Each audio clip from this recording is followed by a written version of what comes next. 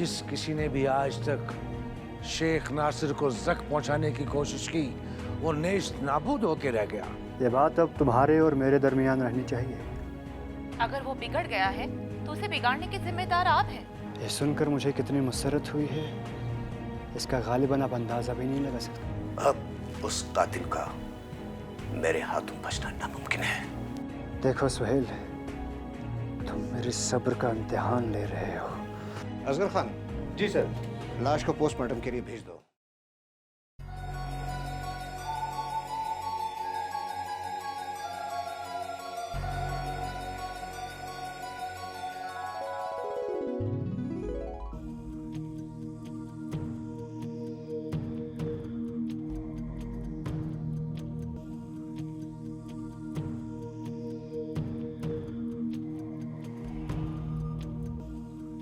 अनवर, तुम्हें तो अभी क्लास में होना चाहिए, तुम यहाँ क्या कर रहे हो? अगर मैं यही सवाल तुमसे पूछूं तो तुम्हारा क्या जवाब होगा? मेरा क्या है, मेरी तो बात ही कुछ अलग है। मैं जहाँ बैठ गया समझो क्लास वहीं से शुरू हो जाती है। अच्छा, तो मैं ये समझूं कि तुम मुझे पढ़ाने आए हो? हाँ नहीं भाई, अभी मेरा पढ़ाने का कोई इरादा नहीं है और वैसे मेरा मूड भी नहीं है। बस तुम भी यही समझो कि मेरा भी क्लास में जाने का कोई मूड नहीं था। तुम किसी का इंतज़ार तो नहीं कर रहे हो? इंतज़ार नहीं तो तुम क्यों पूछ रहे हो? ऐसे ही पूछ रहा था। यार एक बात बताओ, तुम इंशा से प्यार करते हो? नासिर मियाँ, मैं किससे प्यार करता हूँ और किससे नहीं करता मैं नहीं ज़रूरी समझता किसी को बोलना। लेकिन मैं तो प्यार करता हूँ और करता रहूँगा, बल्कि खुलेआम करूँगा। भला मैं किसी से डरता हूँ क्या? हर एक की अपनी अपनी एक सोच होती है, अपना अंदाज होता है। आपकी मर्जी। अच्छा मैं चलता हूँ। हाँ याद आया, वो इंशा आज नहीं आ रही। नहीं आ रही है? तुम्हें कैसे पता? वो कल बता रही थी किसी रिश्तेदार की शादी है, इसीलिए नहीं आ रही।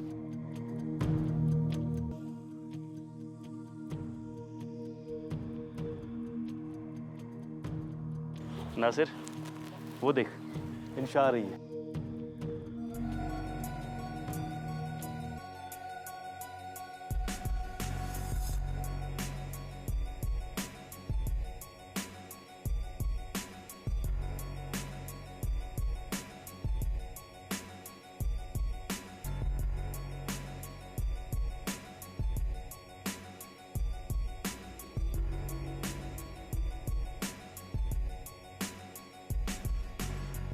इंशा, तुमने तो कहा था कि तुम आज नहीं आ रही हो। तुम शादी पे नहीं गई या मुझसे झूठ बोला? मेरा मन नहीं था और मैं तुमसे झूठ क्यों बोलती? झूठ बोलने के तो बहुत सारे वजूहात हो सकते हैं।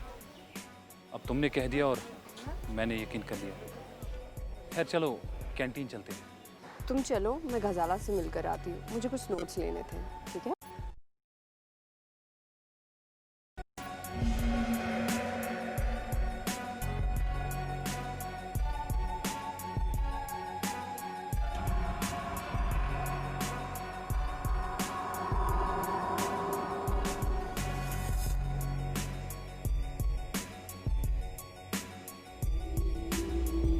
चुपचाप क्यों बैठे हो? अनवर, मैं तुमसे बात कर रही हूँ।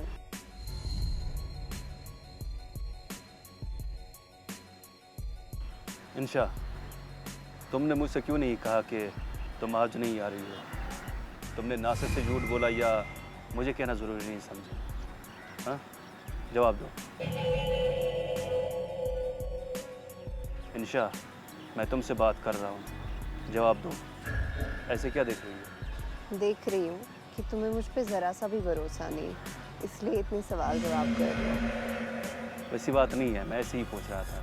नासिर से मैंने झूठ बोला था कि मैं शादी पे जा रही हूँ ताकि हम अकेले में बात कर सकें, लेकिन मुझे लगा था ये सब सुनकर वो शायद नहीं आएगा, बट किस्सा सारा उल्टा पड़ गया।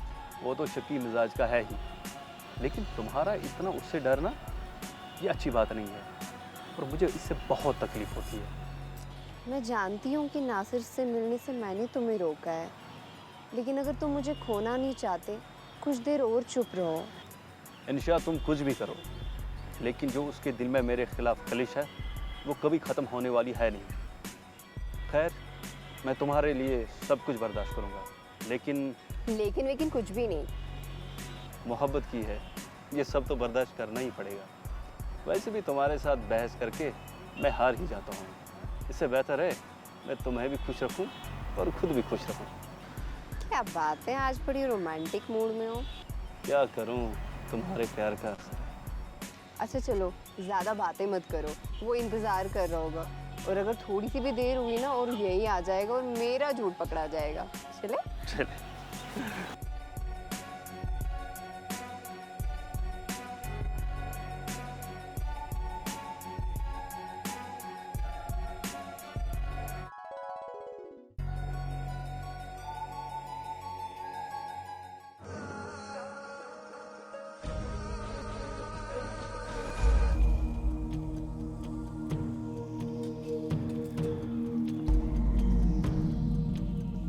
हाँ सुहेल, तुम नासिर शेख को शिद्दत पसंद कह सकते हो, मगर उस खलिश को क्या समझोगे जिसकी कसक आज भी मुझे कभी कभी खून के आंसू रुलाती है। बात क्या है शेख साहब? इंशा मेरे जिस्म का एक हिस्सा थी। ये इंशा नाम आज मैं आपकी जुबान से पहली बार सुन रहा हूँ। हाँ, आज अचानक इंशा का नाम खुद ब खुद मेरी जुबान पे आ गया। ये इंशा आखिर थी कौन? इंशा मेरा प्यार था और अनवर चौधरी उसकी दौलत की हवस में उससे शादी करना चाहता था। इसका मतलब अनवर चौधरी सिर्फ उसकी दौलत हासिल करना चाहता था।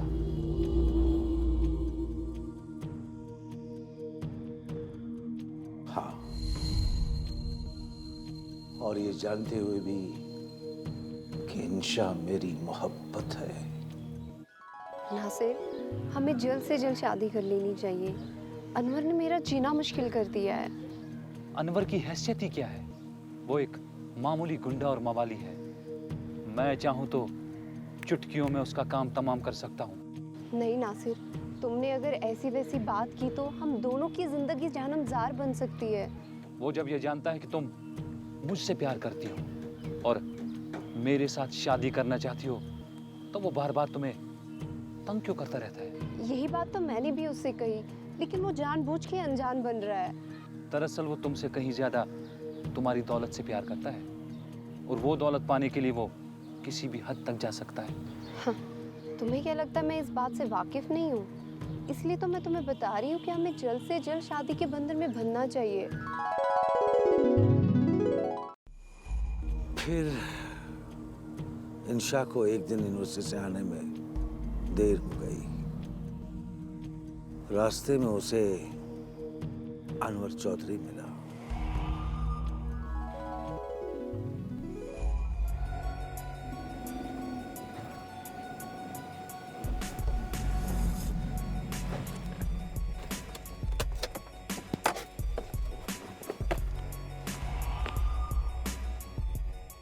इंशा,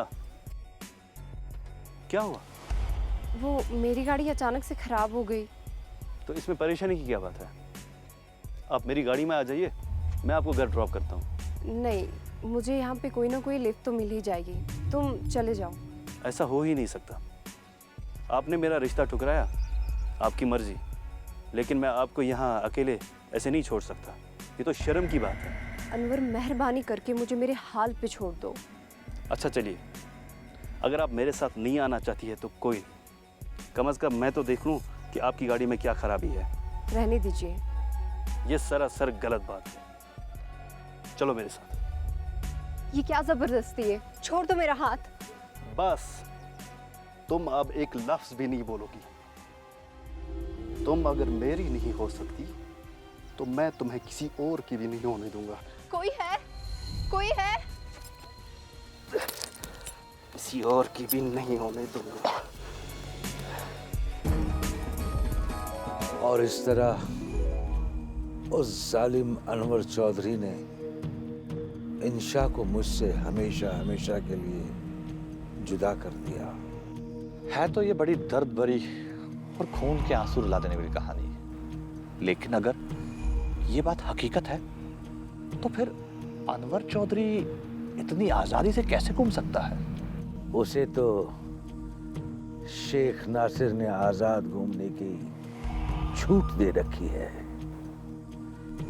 हालांकि इंशा के कत्ल का चश्मदीद गवाह भी था मेरे पास, मगर मैंने उसे छोड़ दिया। मैं पिछले 20 सालों से अंदर ही अंदर खून के आंसू पीता रहा हूं। सो मैंने तय कर लिया कि मैं अनवर चौधरी को तिल तिल जलाकर तड़पा तड़पा कर मारूंगा। मैं उसकी नस्ल को खत्म करके ही दम लूंगा। इसका मतलब ये जो खेल आप खेल रहे हैं ये उसी इंतकाम की आग है। बिल्कुल। जब ये लावा पूरी तरह फूटेगा तो न जाने किस किस को अपने साथ ले डूबेगा। आज मुझे अंदाजा हुआ कि अनवर चौधरी ने शराफत का लिबादा ओढ़ रखा है। हाँ, उस शराफत के लबादे के पीछे गुनाहों की एक बहुत बड़ी दास्तान छुपी हुई है, जिसको अब फाश करने का मौका आ गया है।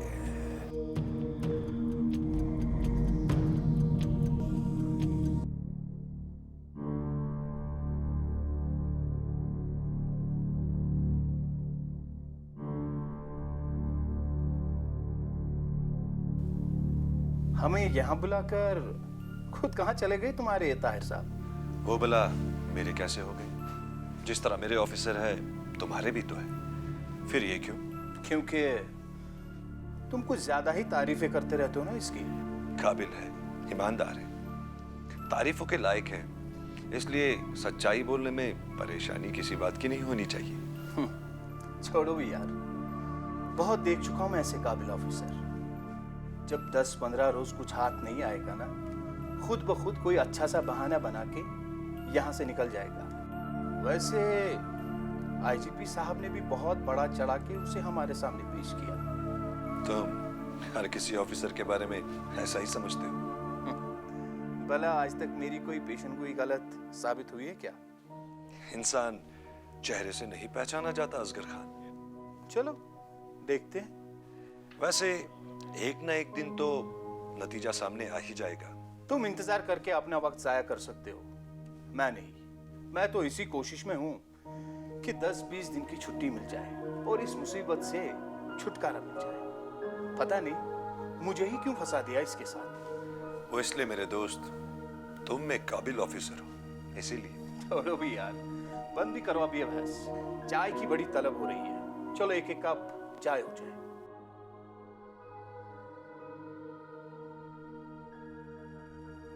चौधरी साहब, ये करोड़ों रुपए का काम ऐसे ही हाथ में नहीं आ जाता। ये जो कॉन्ट्रैक्ट आज आपकी कंपनी के नाम में अलॉट हुआ है ना, इसमें भी आपके किसी करम फरमा का हाथ रहा है। करम फरमा? ब्रिजमान जी, मेरी कुछ समझ में नहीं आ रहा।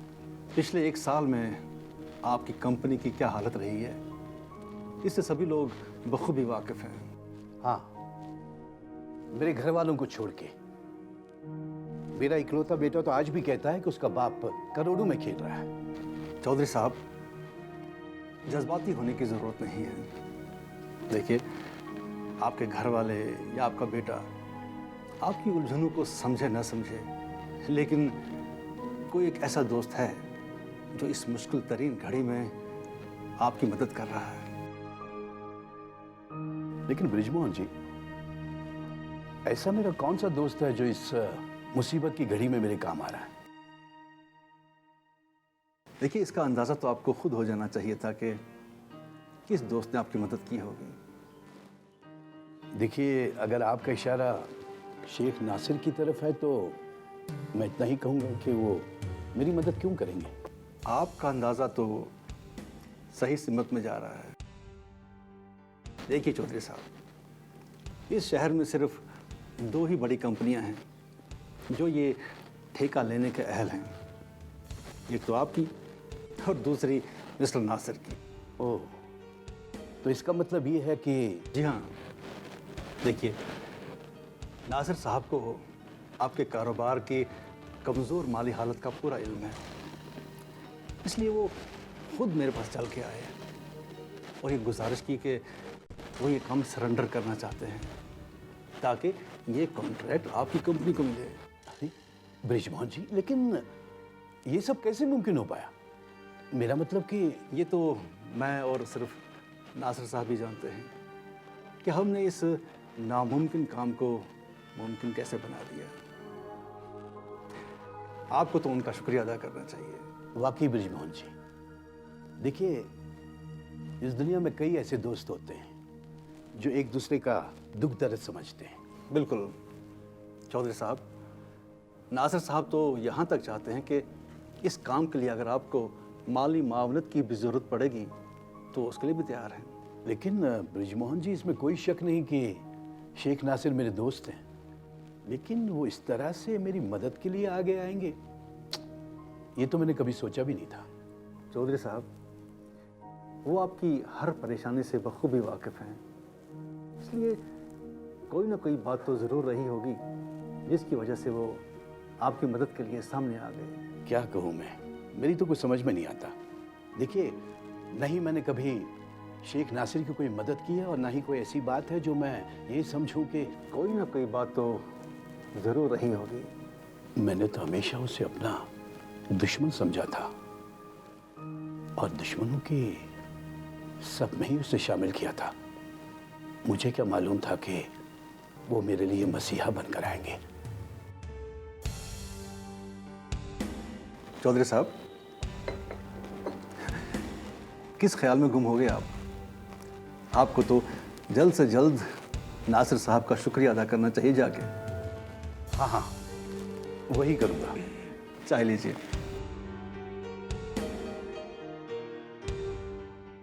बीबी जी, आप मुझे समझने की कोशिश कीजिए। चौधरी साहब पिछले 2-3 महीनों से बहुत ही परेशान हैं। मैं इस बारे में माजरत खा हूं। तुम भी ना इस्माइल, चौधरी साहब की परेशानी मेरी परेशानी है। मैं उनकी शरीक हयात हूँ आखिर। बीबी जी, कुछ बातें ऐसी होती हैं जिनका तज़किरा घर में भी नहीं किया जाता है। फर्म तो तबाही के दहाने पर पहुंच चुकी है। क्या हुआ फर्म को? काम सही तो चल रहा है, मुलाजिम तनख्वाह भी लेते हैं।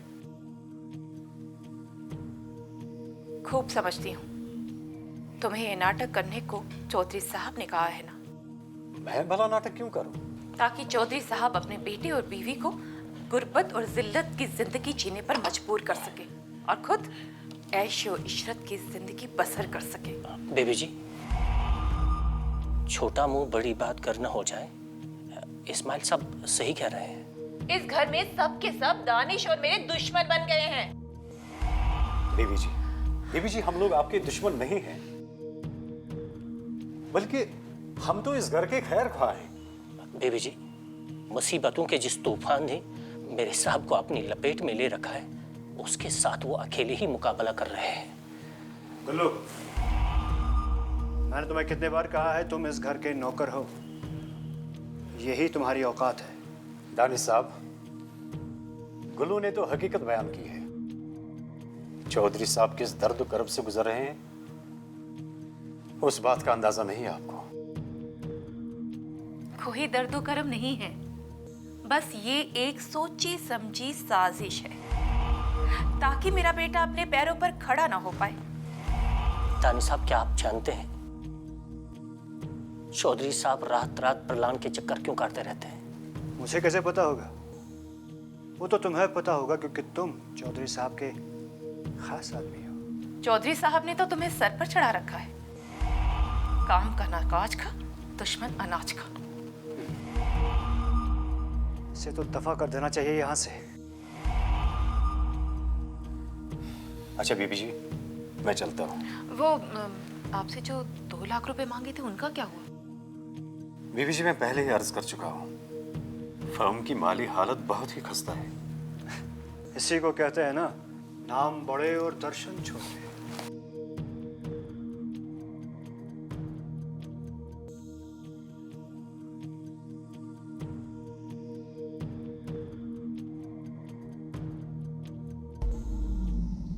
चौधरी साहब, मुसीबतों से लड़कर गुजरना वाकई एक कारनामा है, एक इनाम है, और मैं आपको इसके लिए मुबारकबाद देता हूँ।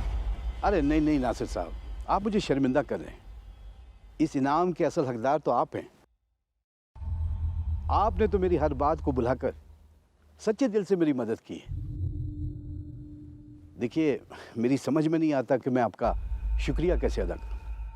चौधरी साहब, मैंने हमेशा आपको अपना दोस्त माना है, और आपने भी हमेशा मेरा भला ही चाहा है। वो जो खलिश मेरे दिल को बार बार खून के आंसू रुला देती है, उससे मैं कैसे भुला पाऊंगा। चौधरी साहब, आपको नए हौसलों और वलोलों के साथ फिर से नई जिंदगी का आगाज करना होगा। आपने जो मेरे लिए कुर्बानी दी है, मैं इसे हरगिज फरामोश नहीं कर सकता। ये सब कुछ आपका मेरे ऊपर एक कर्ज है। शेख नासिर अपना कर्जा सूद समेत वापस लेना जानता है।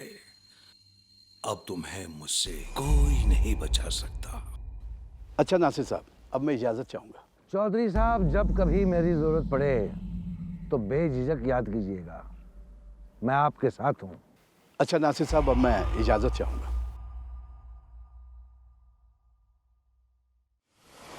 खुदा हाफिज।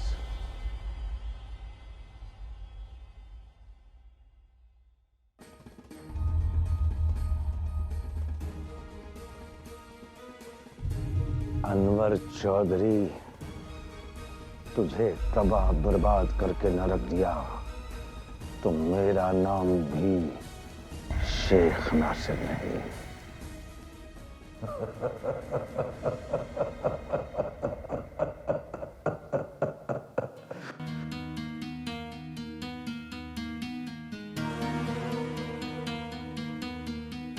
आप बेफिक्र रहे जनाब, हारना तो उसका नसीब बन चुका है।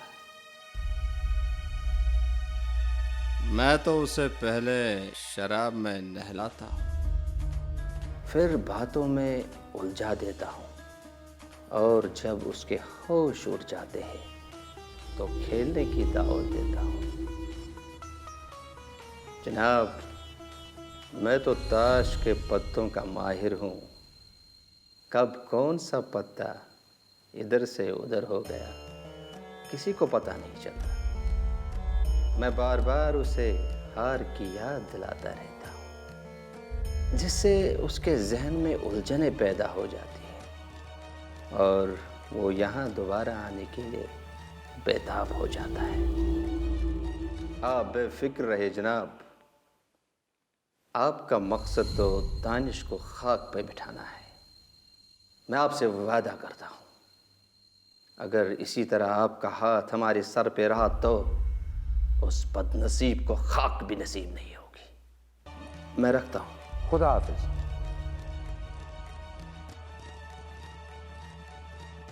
दानिश।